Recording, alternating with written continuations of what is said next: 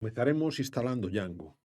Utilizaremos o Visual Studio Code como IDE, pero crearemos unha contorna virtual nova utilizando a consola. Así que abrimos unha consola, neste caso estou en Windows, e nos situamos nun cartafol no que teñamos permisos, vale? Lembrade que para crear unha contorna virtual hai que utilizar o intérprete de Python, o parámetro "-m", "-mvenv", e o directorio onde queremos crear ese contorno virtual. Unha vez creado, só teremos que activalo.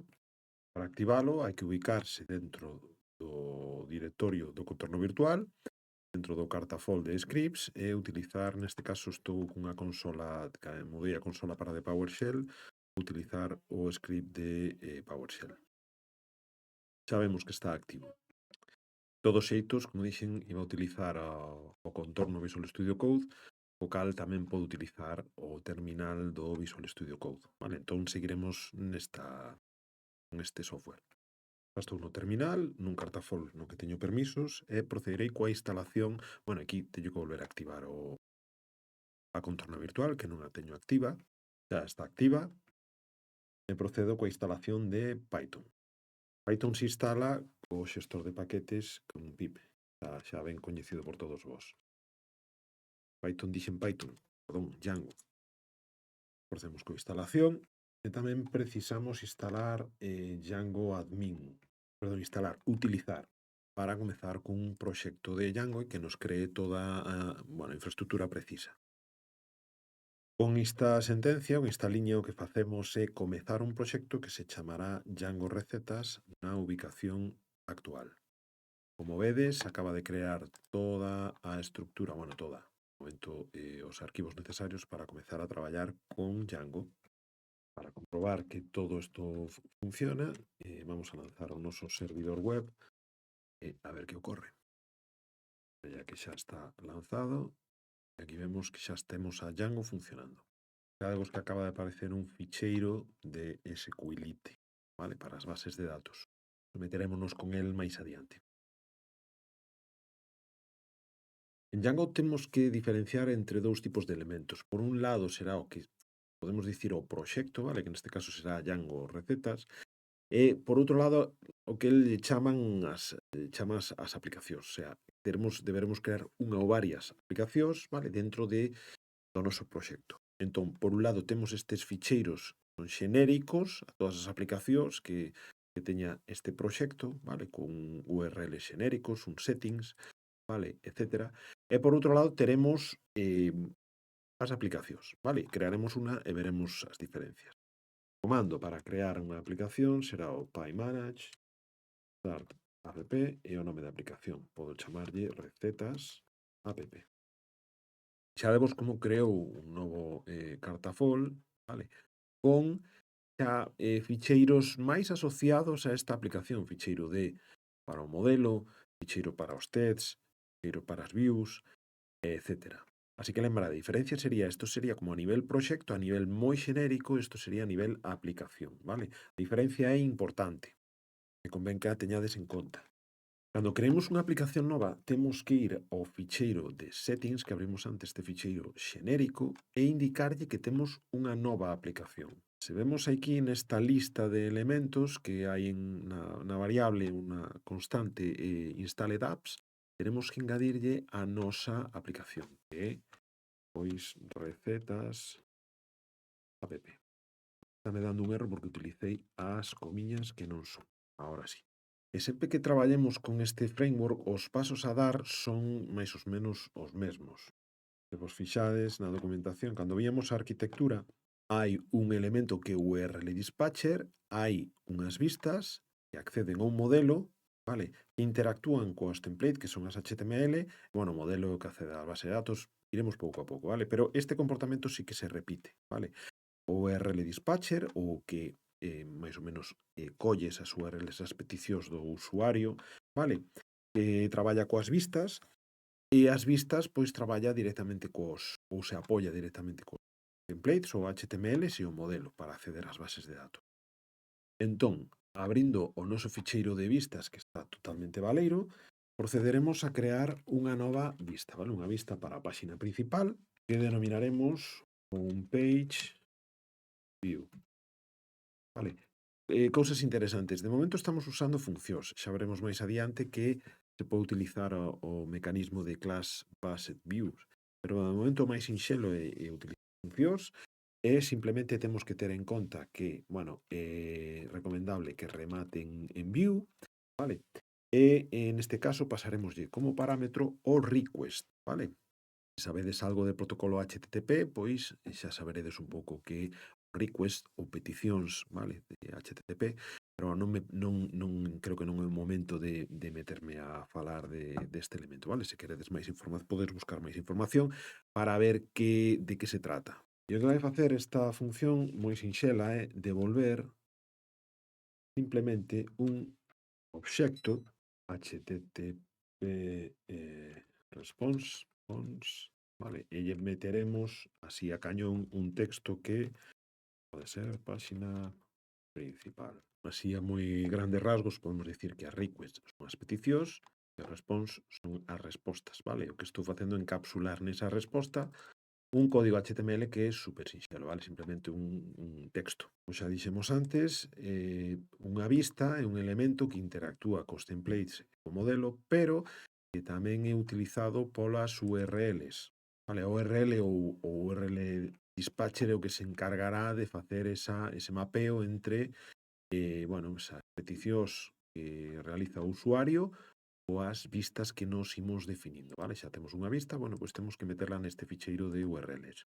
De momento temos un admin aquí que nos non puxemos, isto está relacionado co panel de control, deixámolo estar, vale? Imos engadir unha nova. Engadimos unha liña, path, e como é a páxina principal, utilizaremos a doble comilla, é dicir, cando sería a páxina por defecto, vale? Podemos tamén poñer un home, o que queiramos, pero bueno, o que queremos é que cando non poñamos nada, saia esta páxina por defecto. Entón, o que temos que indicar é a vista que imos utilizar. Poñemos sempre unha coma detrás porque así deixámoslo preparado a hora de engadir e así non aparecen eses erros típicos de sintaxe de que me olvidei unha coma no elemento anterior. Pero estou cometendo un erro, porque estou modificando o ficheiro URLs do proxecto e realmente teria que estar modificando este mapeo das URLs da aplicación. Entón, voltamos para atrás, isto deixámolo, e temos que ter un ficheiro URL da miña aplicación, que neste caso non existe, pero vou no crear. O nome é o mismo, urls.py, ollo, son diferentes, vale? Servirán para propósitos diferentes. Neste ficheiro teño que importar os URLs de Python, están no módulo de Django URLs, bueno, as URLs de Python, mellor dito, non, as URLs de Django, vale? De Python tamén, pero vamos co framework, vale? Importamos path para poder facer estes mapeos e tamén precisamos importar as vistas, vale? Entón, o módulo de vistas, quero importar a vista home, non me está collendo, por algún momento, por algún motivo non me está collendo, pero bueno, a sintaxe é prácticamente o mismo. Se queredes, incluso podes coller, copiar o do proxecto, vale? E pegalo tal cual e facer as adaptacións, vale?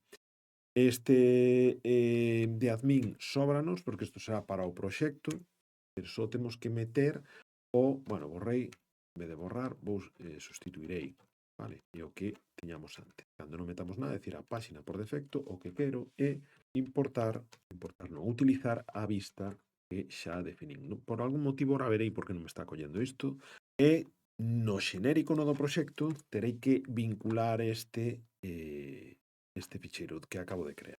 Entón, path, é dicir que cando non meta nada para este proxecto, o que farei será incluir recetas app.url, é dicir que trate de acceder ao ficheiro de recetas da aplicación. E para ver os erros, non hai máis que tratar de levantar o server e a ver se vai todo ben. Xa empeza. Bueno, aquí podemos empezar a ter pistas de que o que está. Comezamos con que include non o recoñece. Hai que incluílo. Cargar, incluílo, volvo a recargar. Estou tendo problemas que non me ato completa porque neste PC non tiña activas as plugins de Python, etcétera, pero bueno, non os preocupedes porque seguro que vos tedes menos problemas que vale. En principio parece que está todo correcto. Entón, se Recargamos, bueno, temos os primeiros problemas. Mellor, porque se sae toda a primeira, caso raro. Dime que hai un problema co HTTP response. Eu penso que porque, basicamente, non está importado. Entón, vamos a incluílo, importámolo. Isto está no paquete django.http import http response. Movemos o servidor, non temos que facer nada, simplemente guardando el en quente xa fai os cambios precisos, non temos que andar tirando e levantando o servidor. Recargamos e vemos como agora sí funciona. Bueno, pois xa temos creada a nosa primeira páxina web. Vimos que nas vistas estamos metendo código HTML a cañón, pero realmente isto non é o axeitado. O axeitado é traballar con templates, vale? Separar ben as funcionalidades. E, bueno, será o seguinte que procedamos, co cal crearemos unha nova vista, que chamará, pois, unha páxina de sobre, vou poñerle en inglés, about page view, importará tamén o request, e que vai devolver un obxecto render, vale, que recibirá como parámetros un request e unha, vamos a dicir, non quero dicir URL, sino unha ubicación a unha template. Esta template estará dentro da aplicación recetas app e farase about.html. O cal, o sistema estará esperando que aquí dentro haxa un cartafol, vale, que se denomine templates, e dentro deste cartafol haxa un ficheiro que sexa about.html. E o que Django está a buscar. Metemos un contido calquera, HTML, e probamos. Que ocurre? Que simplemente creía a template. Ahora hai que facer todo ese proceso. A vista, agardada, temos o about, pero non temos ese mapeo, non temos ese que o URL dispatcher non coñece, non sabe del, co cal o usuario non poderá acceder a esta nova funcionalidade. Entón, no urls.py, lembrade, no do proxecto non, xa o pechamos, vale? No da aplicación, haberá que engadir unha nova ruta. Neste caso, cando eu introduza about no navegador, o que estarei facendo é acceder a... Hai que importala tamén. About, copiar e pegar, o sea que o mellor é... E o que estou facendo é aquí utilizar as empechar estas comiñas. Acabo de facer este mapeo que cando o usuario escriba about, envía esta vista, e esta vista que vai facer é simplemente tirar deste template. Vamos a comprobarlo. Aquí poñemos barra about, e vamos a ver que ocurre. A solución é ben sinxela. O que está ocurrindo é que tal e como os poño na documentación, para de que vos poñía, vale, que polos motivos que aquí vos explico, non vou entrar, leedeos, vale, temos que ter a seguinte estrutura: nome da aplicación, templates, nome da aplicación e about, vale, é dicir, nome da aplicación, templates, nome da aplicación e about. E unha vez refrescado o servidor xa temos diversa funcionalidade.